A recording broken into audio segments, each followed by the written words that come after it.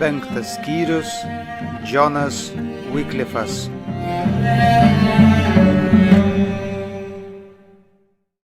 Prieš reformaciją buvo labai mažai Biblijos egzempliorių, tačiau Dievas neleido, kad jo žodis visiškai išnyktų. Dievo žodžio tiesos negalėjo būti visą laiką slepiamos. Dievas galėjo lengvai sutraukyti grandines, surakinusias gyvybės žodį, kaip kitados atidarė kalėjimo duris bei geležinius vartus, kad išlaisvintų savo tarnus. Įvairiose Europos šalyse Dievo dvasia paragino žmones ieškoti tiesos kaip paslėpto lobio. Apvaizdos vadovaujami, didžiai susidomėję jie tyrinėjo šventojo rašto puslapius. Jie norėjo išvysti šviesą bet kuria kaina. Nors jie ne viską aiškiai suprato, bet pajėgė suvokti taip ilgai slėptą tiesą. Kaip dangaus pasiuntiniai jie ėjo į priekį. Žmonės stengėsi sutraukyti paklydimų ir prietarų grandines, kvietė pakilti ir ginti savo laisvę melo pavergtuosius. Per dešimtmečius Dievo žodis buvo liudijimas kalbomis, kurias mokėjo tik apsišvietę išsilavinę žmonės. Išimtis buvo valdiečiai. Tačiau atėjo laikas išversti šventąjį raštą, kad jis pasiektų įvairių šalių žmonės, o jie galėtų jį turėti gimtąją kalbą. Vidurnaktis praėjo, tamsos valandos pamažu tolo ir daugelyje šalių pasirodė artėjančios aušros ženklai. 14 amžiuje Anglijoje sužibo rytinė reformacijos žvaigždė.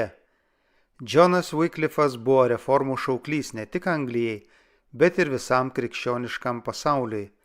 Didysis protestas prieš Romą, kurį jam buvo leista išreikšti, negalėjo būti nutildytas. Jo kalbos skatino kovoti, o prasidėjusi kova baigėsi žmonių, bažnyčių ir tautų išvadavimu. Džonas Wyclifas turėjo humanitarinį išsilavinimą. Viešpaties baimė buvo jo išminties pradžia. Koledže jaunuolis pasižymėjo nuoširdžiu pamaldumu, stulbinančiais sugebėjimais ir didelę erudiciją. Trokšdamas žinių, jis siekė susipažinti su kiekviena mokslo šaka. Wyclifas perprato ir suvokė scholastinę filosofiją, bažnyčios kanonus ir civilinę teisę. Vėlesnei jo veiklai labai pravertė jaunystėje įgytos žinios. Nuodugniai susipažinęs su spekuliatyvinė filosofija, jis sugebėjo atskleisti jos klaidas, o valstybinės ir bažnytinės teisės studijos parengė jį didžiajai kovai už civilinę ir tikėjimo laisvę. Jis mokėjo naudotis Dievo žodžio ginklu, buvo išsilavinęs ir gerai suprato scholastų samprotavimo metodus. Jo talentas, žinių kraitis ir kruopštumas pelnė draugų ir priešų pagarbą. Jo šalininkai didžiavosi, kad jų lyderis buvo žymus tautos protas, o jo priešai negalėjo teigti, kad jis yra silpnas ir nemokša ir niekinti reformos pagrindų. Dar besimokydamas koledže Džonas Wyclifas pradėjo tyrinėti šventąjį raštą. Tais laikais Biblija buvo užrašyta senovės kalbomis, tik mokyti žmonės galėjo atrasti tiesos šaltinį, kuris buvo neprieinamas bemoksliams. Tai buvo parengtas kelias Wyclifo ateities darbui, reformatoriaus darbui. Išsimokslinę žmonės tyrinėjo Dievo žodį ir atrado jame atskleistą didžiąją tiesą apie visiems skirtą Dievo malonę. Pažinę tiesą, žmonės stengėsi atskleisti ją kitiems. Kai Wyclifo dėmesys nukrypo į šventąjį raštą, jis pradėjo jį kruopščiai tyrinėti. Atkakliai dirbti Džonas išmoko mokyklose, jis buvo ištroškęs žinių, jo poreikio negalėjo patenkinti nei filosofijos, nei bažnyčios mokslo tyrinėjimas. Dievo žodyje jis rado tai, ko anksčiau atkakliai ieškojo. Čia jis sužinojo apie išgelbėjimo planą ir pažino Kristų kaip vienintelį Dievo ir žmonių tarpininką. Wyclifas pasišventė tarnauti Kristui ir nusprendė skelbti sužinotas tiesas. Kaip ir vėlesni reformatoriai, Johnas Wycliffas savo darbo pradžioje nenumatė, kuo jis baigsis. Jis netyčia stojo prieš Romą, tačiau atsidavimas tiesai vertė šį žmogų priešintis paklydimams. Juo aiškiau Wycliffas pastebėdavo popiežijos paklydimus, juo uoliau jis skelbė Biblijos tiesas. Jis pamatė, kad Roma atsisakė Dievo žodžio dėl žmonių papročių, todėl be baimės kaltino dvasininkiją, kad ji atmetė šventąjį raštą ir reikalavo, kad Biblija būtų sugrąžinta žmonėms, o jos autoritetas bažnyčioje būtų atstatytas. Wycliffas buvo gabus ir nuoširdus mokytojas, iškalbingas pamokslininkas, jo kasdienis gyvenimas patvirtino skelbiamas tiesas, šventojo rašto pažinimas, įžvalgus protas, nepriekaištingas gyvenimas, nepalenkiama drąsa ir teisingumas užtikrino jam visuotinę pagarbą ir pasitikėjimą. Daugelis žmonių jautė nepasitenkinimą savo tikėjimu, nes matė vyraujančias Romos bažnyčios nedorybės, todėl jie džiaugsmingai sveikino Wycliffo skelbiamas tiesas. Tačiau popiežininkų vyresnybė labai užpyko, kai pamatė, jog šis reformatorius turi didesnę nei jų įtaką. Johnas Wycliffas įžvalgiai atskleisdavo paklydimus ir daugybę Romos daromų piktadarybių. Būdamas karaliaus rūmų klebonu, jis drąsiai išdėstė savo požiūrį į mokesčius, kurių popiežius reikalavo iš Anglijos monarcho. Džonas aiškino, kad popiežiaus pasikėsinimas į pasaulietinių valdovų valdžią prieštarauja sveikam protui ir Dievo apreiškimui. Popiežiaus reikalavimai kėlė didelį pasipiktinimą, todėl Wycliffo mokymas atitiko vyraujančias nuotaikas. Karalius ir didikai susivienijo. Jie pasipriešino popiežiaus diktatui ir atsisakė mokėti mokesčius. Taip popiežiaus primatui Anglijoje buvo suduotas ganėtinai stiprus smūgis. Kitas blogis, su kuriuo ilgai ir ryžtingai kovojo šis reformacijos veikėjas, buvo elgetaujančių vienuolių ordinai. Elgetaujančių vienuolių, kurie ardė tautos didybę ir gerovę, Anglijoje atsirado be galo daug. Jų neigiamą įtaką juto ūkis, švietimas, elgesio normos. Dykinėjantys, elgetaujantis vienuoliai alino žmonių išteklius ir menkino naudingo darbo reikšmę. Jaunimas buvo demoralizuojamas. Dėl elgetaujančių vienuolių įtakos daugelis stojo į vienuolynus, nes norėjo gyventi taip kaip jie. Jaunuoliai, paneigdami tėvų valią, palikdavo namus ir pradėdavo bastūnų gyvenimą. Vienas ankstyvųjų Romos bažnyčios tėvų pareiškė, kad vienuolių įsipareigojimai svarbesni už sūnaus meilę ir pareigą. Jeigu tu pamatytum prie savo durų slenksčio verkiantį ir dejuojantį tėvą, ar nuogą savo motinos kūną, kuri nešiojo tave po širdim ir maitino krūtimi, tu privalai sutrypti juos ir skubiai žengti tiesiai pas Kristų. Dėl šio siaubingo nežmoniškumo, taip vėliau šią nuostatą apibūdino Martynas Liuteris, dvelkiančio labiau vilkų ir tironų elgesiu, o ne krikščionių ir žmonių, vaikų širdys atbuko tėvų ašaroms. Taip popiežininkų vyresnybė, kaip ir senovės fariziejai, Dievo liepimą pavertė niekais dėl savojo papročio. Dėl to iširdavo šeimos, tėvai netekdavo savo vaikų.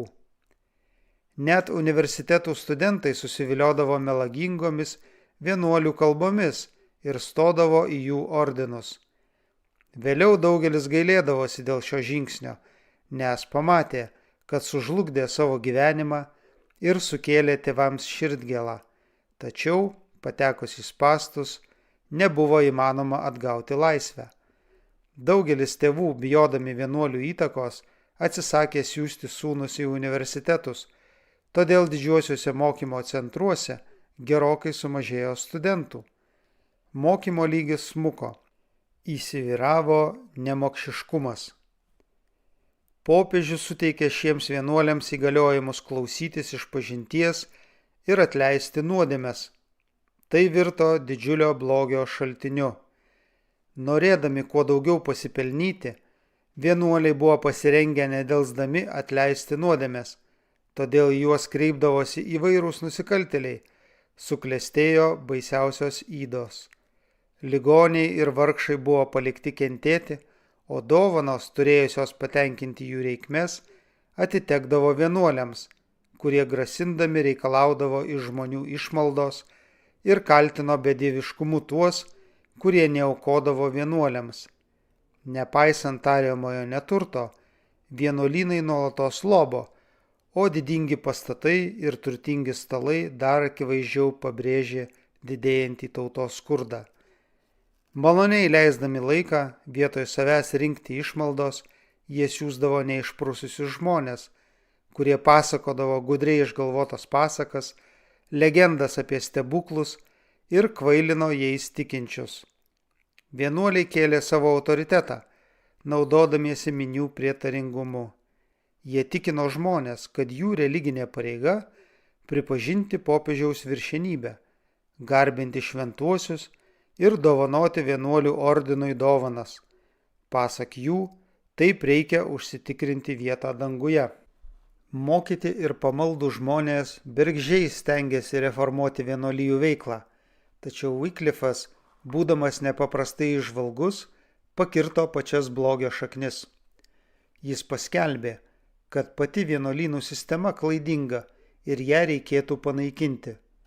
Kilo diskusijos, prasidėjo svarstymai. Daugelis, matydami besibastančius po šalį ir pardavinėjančius popiežiaus indulgencijas vienuolius, ėmė abejoti, ar nuodėmių atleidimą galima įsigyti už pinigus. Jie ėmė svarstyti, kad būtų atleista, reikia prašyti Dievą, o ne Romos popiežių.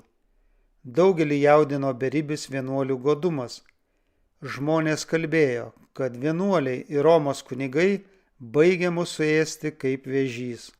Dievas turi mus išgelbėti, nes kitaip tauta žus. Norėdami nuslėpti savo godumą, elgetaujantis vienuoliai teigia, kad seka išgelbėtojo pavyzdžiu, nes Jėzus ir jo mokiniai taip pat gyveno iš žmonių išmaldos. Toks tvirtinimas atsigręžė prieš juos pačius, nes daugelis žmonių pradėjo ieškoti tiesos šventajame rašte, o to mažiausiai troško Roma. Žmonių mintys nukrypo į tiesos šaltinį, kurį nuo jų ilgai slėpė. Johnas Wyclifas pradėjo rašyti ir leisti traktatus, nukreiptus prieš vienuolius, tačiau per daug nesivėlė į ginčus, o norėjo nukreipti žmonių mintis į Biblijos mokslą ir jos autorių. Wyclifas paskelbė, kad atleisti nuodėmes ar atskirti nuo bažnyčios negali nei popiežius, nei paprasti kunigai. Joks žmogus negali būti atskirtas nuo bažnyčios, nebent jį pasmerktų Dievas. Kitaip Wyclifas negalėjo nuversti tos milžiniškos dvasinės ir žemiškos valdžios organizacijos, kurią sukūrė popiežius ir kuri buvo įkalinusi milijonų žmonių sielų ir kūnų. Johnas Wyclifas buvo pakviestas ginti Anglijos karūnos teisės nuo Romos pretenzijų. Paskirtas karališkuoju pasiuntiniu, jis 2 metus praleido Nyderlanduose, vesdamas derybas su popiežiaus įgaliotiniais. Ten jis bendravo su dvasininkais iš Prancūzijos, Italijos, Ispanijos. Užsienyje jis sužinojo daug įdomių, bet viešai neskelbiamų dalykų. Tai labai pravertė jo tolesniai veiklai. Bendraudamas su popiežiaus rūmų atstovais, Wyclifas suprato tikrąjį bažnyčios hierarchijos būdą ir siekius. Sugrįžęs į Angliją, jis dar ryžtingiau skelbė savo ankstesnius tvirtinimus, jog Romos dievai tai išdidumas, apgavystės ir godumas. Viename savo traktato apie popiežiaus mokesčius Wyclifas pasakė, jie atima iš mūsų šalies pinigus, kurie galėtų atitekti vargstantiems. Be to, kiekvienais metais iš karaliaus iždo išleidžiama 1000 markių sakramentams ir kitiems dvasiniams dalykams. Visa tai yra prakeikta Simonijos erezija, o visas krikščioniškasis pasaulis verčiamas jai pritarti ir palaikyti ją. Jeigu mūsų karalystėje ir būtų kalnai aukso, o nei vienas žmogus išskyrus išpuikusius pasauliečius, duoklės dvasininkams rinkėjus, nieko neimtų iš šių kalnų, tai laikui bėgant auksas vis vien pasibaigtų, nes jie ima iš mūsų pinigus, bet nieko neduoda, tik užtraukia Dievo prakeikimą už savo simfoniją. Sugrįžęs į Angliją, Johnas Wycliffas buvo paskirtas į Laterwortą.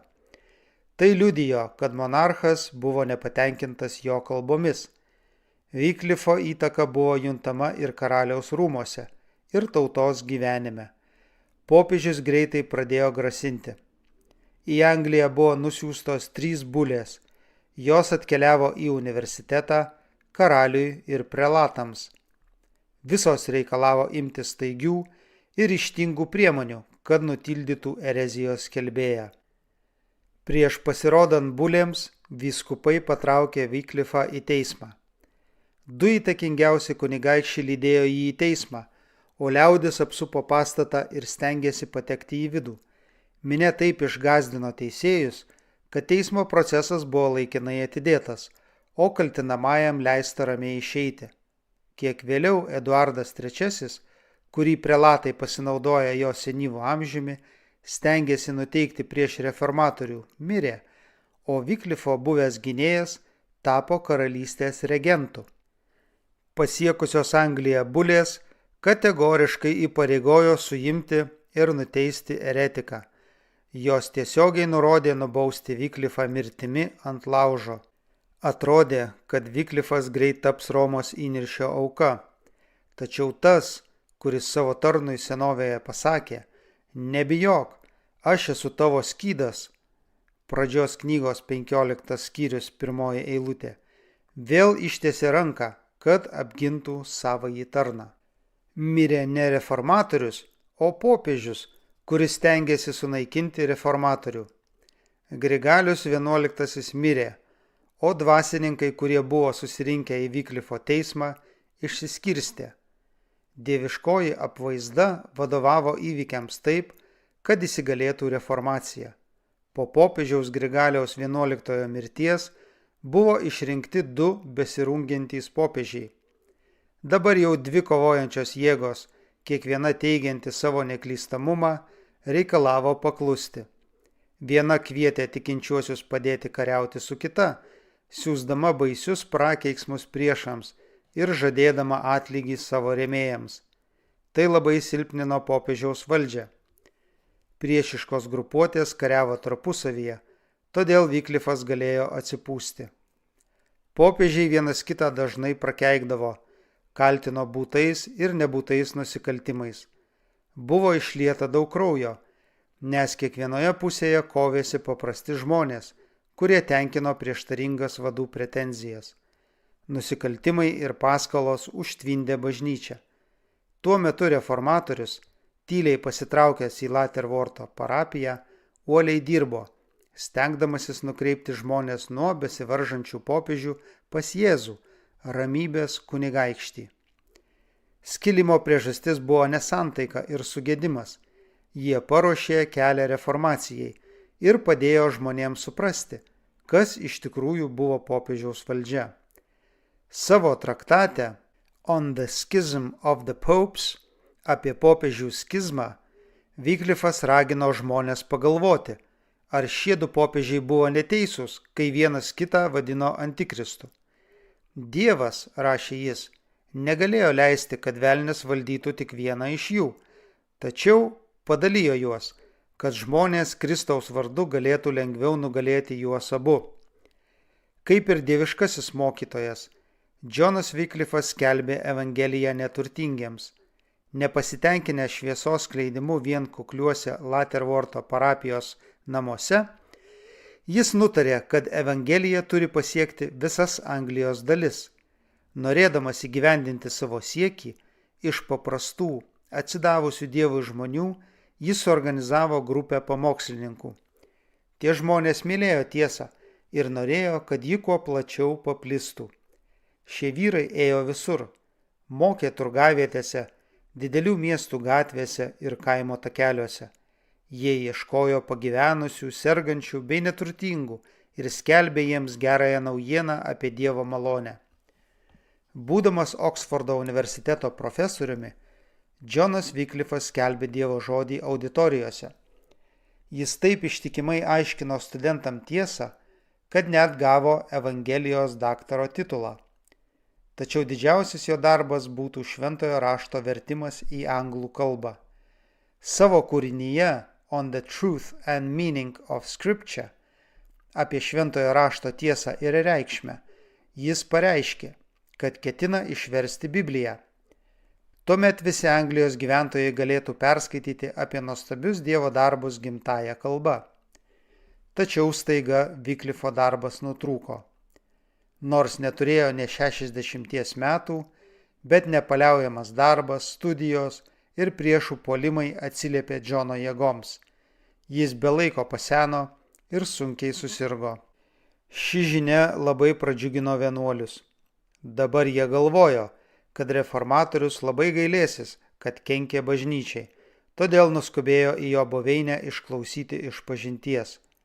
4 religinių ordinų atstovai ir 4 civiliai pareigūnai susirinko prie mirštančio žmogaus patalo. Jau atsėlina mirtis, sakė jie, prisimink savo kaltes ir mūsų akivaizdoje atsiimk žodžius, kuriais mus įžeidei. Reformatorius klausėsi tylėdamas, po to pamojo tarnui, kad jį pasodintų lovoje ir įsmeigė žvilgsnį į žmonės, kurie laukė jo atgailos, tvirtų balsu, kuris taip dažnai priversdavo juos sudrebėti, pasakė: Aš nemirsiu, aš gyvensiu ir vis atskleisiu blogus elgetaujančių vienuolių poelgius. Nustebę ir susigėdę vienuoliai išskubėjo iš kambario. Johno Wycliffo žodžiai išsipildė. Jis gyveno, kad savo tėvynainiams įdėtų į rankas galingiausią iš visų ginklų prieš Romą – Bibliją. Tai dangaus priemonė, padedanti išlaisvinti ir šviesti žmonės, atskleisti jiems Evangeliją. Atliekant šį darbą reikėjo įveikti daug didelių kliučių. Wycliffas jautė senatvės negalę. Jis suvokė, kad jam liko gyventi tik 4 metai. Nors matė pasipriešinimą, bet padrasintas Dievo žodžio pažadų, jis be baimės ėjo į priekį. Protingas, didelę gyvenimo patirtį turintis žmogus, ypatingai saugomas Dievo apvaizdos, buvo parengtas šiam didžiausiam darbui. Tuo metu, kai visas krikščioniškasis pasaulis gyveno sumaištyje, reformatorius, gyvendamas Latervorto parapijos namuose, nekreipė dėmesio į aplink siaučiančią audrą ir pradėjo savo darbą. Pagaliau pirmasis Biblijos vertimas į anglų kalbą buvo baigtas. Dievo žodis tapo prieinamas visai Anglijai. Dabar reformatorius nebijojo nei kalėjimo, nei laužo, nes įdėjo į anglų rankas žiburį, kurio šviesos niekas neužgesins. Išversdamas Bibliją, jis nutraukė nemokšiškumo ir blogio grandines, išlaisvino ir pakėlė savo šalį taip, kaip nesugebėjo nė viena pergalė mūšio lauke. Tuo metu dar nebuvo žinomas spausdinimas, todėl Biblija galėjo būti dauginama tik lėtų ir varginančių darbų. Žmonės labai sudomino ši knyga ir jie norėjo ją įsigyti, todėl daugelis noriai įsijungė į perrašinėjimo darbą, bet patenkinti paklausą buvo sunku. Kai kurie turtingesni pirkėjai norėjo visos Biblijos, kiti pirko tik atskirus skyrius. Daugeliu atveju kelios šeimos susidėdavo ir įsigydavo vieną egzempliorių. Taigi, Wycliffo Biblija pasiekė žmonių namus per trumpą laiką. Naujas žinojimas išlaisvino žmonių protus, kuriuos iki tol valdė popiežiaus mokslas. Dabar Wycliffas mokė žymiausių protestantizmo pamatinių tiesų, išsigelbėjimo tikėjimu Kristumi tiesos ir vien tik šventojo rašto teisingumo tiesos. Jo siųstieji pamokslininkai platino Bibliją kartu su reformatoriaus raštais. Jie dirbo sėkmingai, atnaujintą tikėjimą priėmė beveik pusė Anglijos gyventojų. Šventojo rašto pasirodymas išgąsdino bažnyčios vadovus. Jie turėjo susidurti su galingesne nei Wycliffas galia. Prieš ją ginklai buvo bejėgiai. Tuo metu Anglijoje nebuvo įstatymo draudžiančio skaityti Bibliją, nes niekada anksčiau ji nebuvo išleista gimtąja kalba. Vėliau tokie įstatymai buvo išleisti ir jų buvo griežčiausiai laikomasi. Tuo tarpu, nepaisant kunigų pastangų, buvo palanki proga skleisti Dievo žodį. Popiežininkų vyresnybė vėl pradėjo planuoti, kaip nutildyti reformatorių. 3 kartus iš eilės buvo nesėkmingai mėginta jį nuteisti. Pirmą kartą vyskupų susirinkimas paskelbė Vyklifo raštus eretiškais ir patraukę jaunąjį karalių Ričardą II į savo pusę, gavo karališkąjį įsakymą įkalinti visus, kurie laikysis pasmerktojo mokymo. Tačiau Vyklifas kreipėsi į parlamentą. Jis drąsiai kaltino bažnyčios hierarchiją prieš tautos tarybą ir atskleidė didžiulius piknaudžiavimus, kuriems pritardavo bažnyčia. Labai įtikinamai jis vaizdavo popiežių ydas ir kaltino juos valdžios uzurpavimu. Jo priešai įsiuto. Iki tol Vyklifo draugai ir rėmėjai nusileisdavo ir paklusdavo. Buvo tikimasi, kad ir pats reformatorius senyvo amžiaus, vienišas ir be draugų, nusilenks karūnai ir tiarai. Bet nugalėtas buvo ne jis, o popiežininkai. Parlamentas, paveiktas karštos Vyklifo kalbos, panaikino persekiojimo ediktą ir reformatorius vėl buvo laisvas. Pagaliau Vyklifas buvo patrauktas į teismą 3 kartą. Dabar jis stojo prieš aukščiausiąjį karalystės dvasininkijos tribunolą. Čia erezijai nebus rodoma jokia malonė. Pagaliau Roma švęs pergalę, o reformatoriaus veikla bus sustabdyta. Taip galvojo popiežininkai. Jeigu jiems pavyktų įgyvendinti savo tikslą, Vyklifas būtų priverstas išsižadėti savo mokslo arba sudegti ant laužo. Tačiau Džonas Vyklifas neišsižadėjo, bet ir neapsimetinėjo. Jis drąsiai gynė savo mokymą ir atmetė puolančiųjų kaltinimus.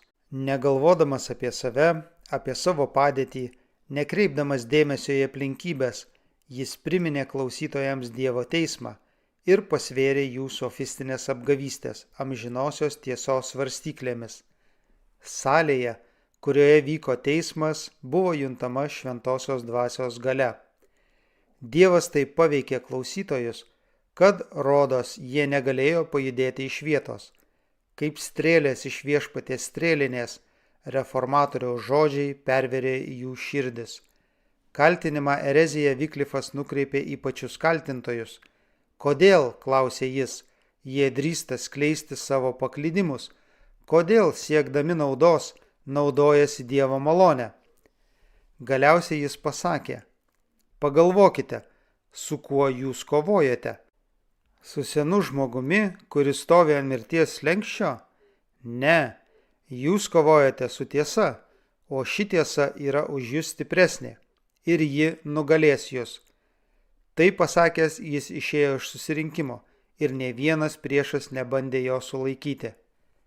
Džono Vyklifo darbas buvo beveik atliktas. Tiesos vėliava, kurią jis taip ilgai nešė, greitai galėjo iškristi iš jo rankos. Tačiau jis dar kartą turėjo paliudyti Evangeliją. Tiesą reikėjo paskelbti pačioje nuodėmės karalystės tvirtovėje. Vyklifas buvo patrauktas į teismą prieš popiežiaus tribunolą Romoje, kur taip dažnai buvo liejamas šventųjų kraujas. Nors jis suvokė gresiantį pavojų, bet būtų paklusęs iškvietimui. Tik paralyžiaus priepuolis sukliudė jo kelionę. Nors Roma negalėjo išgirsti jo balso, bet jis galėjo perteikti savo žodžius raštu. Reformatorius nusiuntė popiežiui pagarbų krikščioniška dvasia parašytą laišką, tačiau jame išreiškė aiškų priekaištą popiežiaus sosto išdidumui ir dirbtiniam iškilmingumui. Jis rašė: iš tikrųjų džiaugiuosi, galėdamas atverti ir paskelbti kiekvienam žmogui tikėjimą, kurio laikausi, o ypač Romos vyskupui, kuris, kaip aš manau, yra teisingas ir nuoširdus, todėl patvirtins mano tikėjimo pagrįstumą, o jei aš klystu, nurodys mano paklydimus. Pirmiausia, aš galvoju, kad Kristaus Evangelija yra svarbiausia Dievo įstatymo dalis.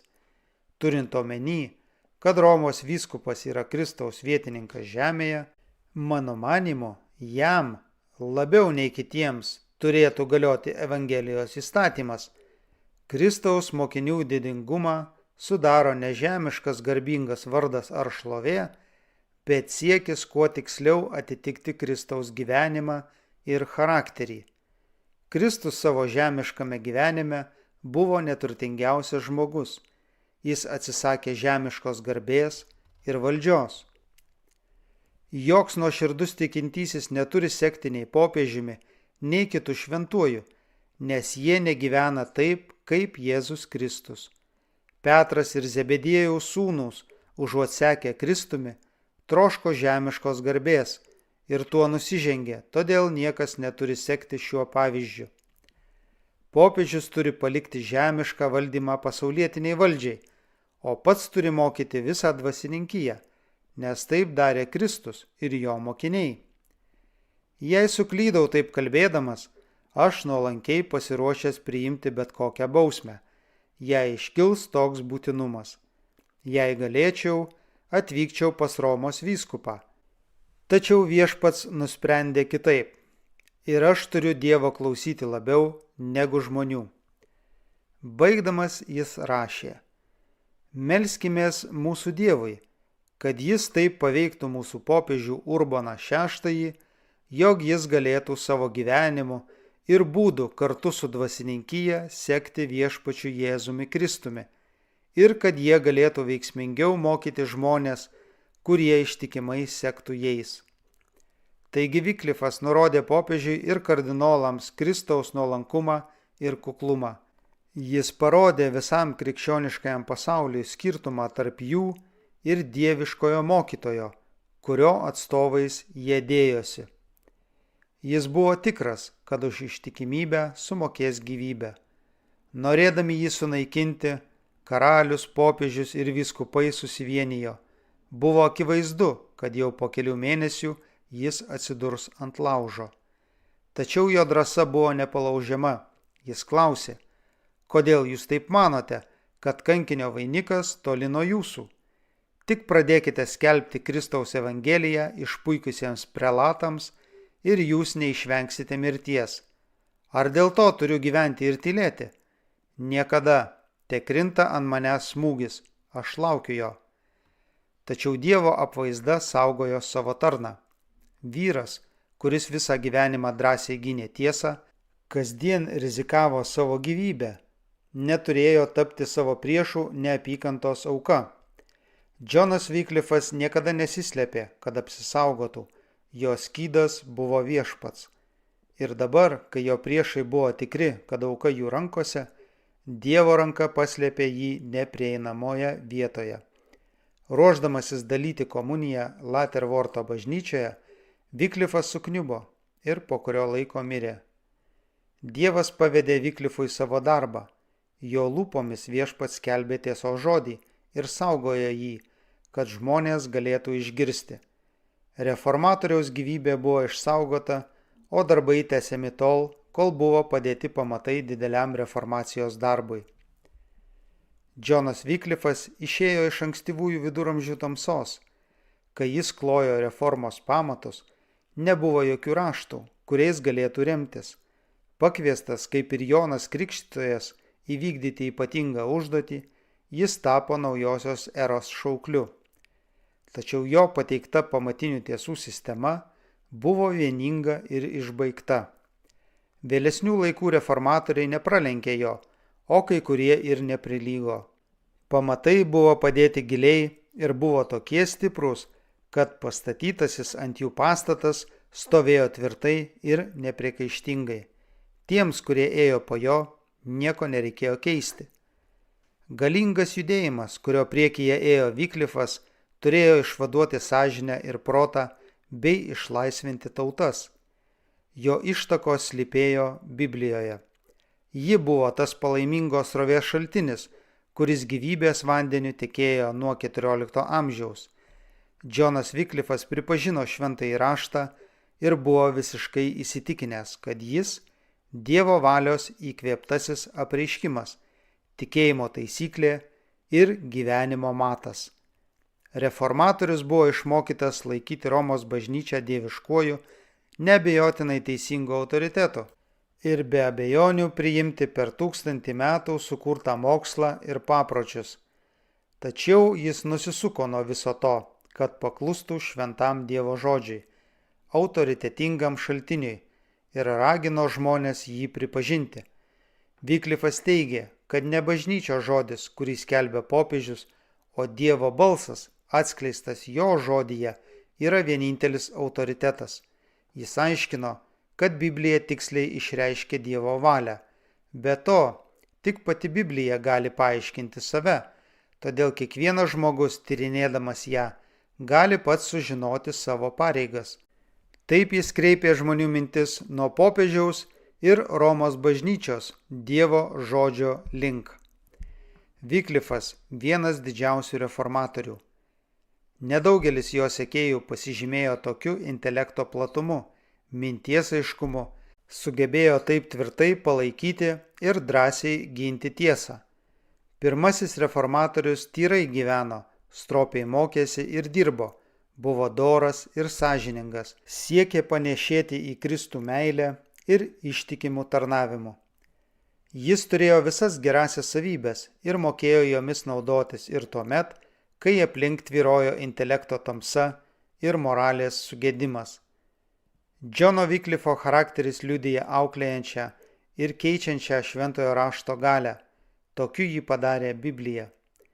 Siekis suvokti didžiasias apreiškimo tiesas suteikia mums žvalumo ir energijos. Taip lavėja mūsų protai, didėja įžvalgumas, tampame pajėgus priimti reikiamus sprendimus.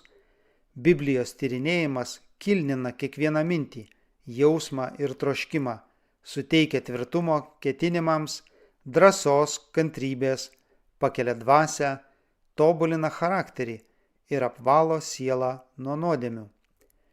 Rimtas ir pagarbus šventojo rašto tyrinėjimas susieja tyrinėtojo protą su beribė išmintimi. Pasaulis įgyja kilnesnių žmonių, pasižyminčių guvesniais proto sugebėjimais. Tavo žodžių aiškinimas apšviečia, pamoko įžvalgos net neišmanėlius, sako psalmininkas, 119 psalmė, 130 eilutė. Vyklifo mokslas sparčiai plito. Jo sekėjai, vadinami vyklifitais ir lolardais, neždami Evangelijos šviesą išraižė visą Angliją ir nukeliavo į kitas šalis. Mirus vadui, pamokslininkai dirbo dar ryžtingiau, minios žmonių susiburdavo jų pasiklausyti. Tarp atsivertusiųjų buvo nemažai kilmingųjų žmonių, jiems pritarė net karalienė. Daugelyje vietų pasikeitė žmonių gyvenimo būdas, o stabmeldiški katalikybės simboliai buvo pašalinti iš bažnyčių. Tačiau greitai negailestinga persekiojimų banga užgriuvo tuos, kurie drįso pripažinti Bibliją savo vadovu. Anglijos monarchai, siekintys Romos pagalba sustiprinti savo valdžią, nedvejodami paaukojo reformatorius. Pirmą kartą Anglijos istorijoje Evangelijos skelbėjai buvo pasmerkti mirti ant laužo. Kankiniai buvo žudomi vienas po kito, persekiojami, paskelbti už įstatymo ribos. Kankinami tiesos gynėjai galėjo išsakyti savo skausmą tik galybių viešpačiui.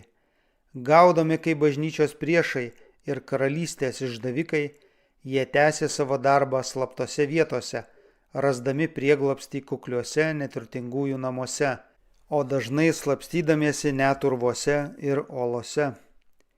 Nepaisydamas persekiotojų įniršio, ramus, nuoširdus, rimtas ir kantrus protesto balsas buvo nukreiptas prieš religinį pagedimą ir jo aidas buvo girdimas per amžius. Tuo metu krikščionys žinojo tiesą tik iš dalies, tačiau jie išmoko mylėti ir paklusti Dievo žodžiui, bei kantriai už jį kentėjo.